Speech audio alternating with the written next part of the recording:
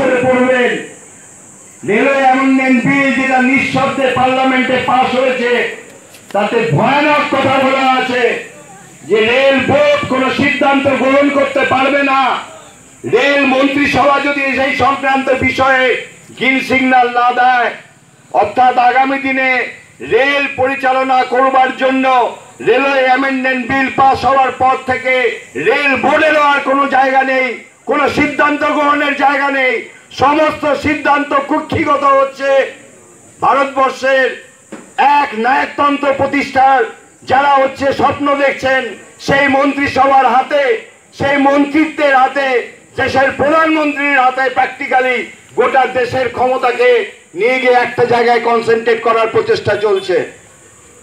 তাহলে railway amendment bill pass হবে আর এখানকার কর্পোরেট নীতি এখানে লাগু হবে না, এই যদি ভাবনা ভাবেন তাহলে আমরা হচ্ছে অনেক দূরের স্বপ্ন দেখছি।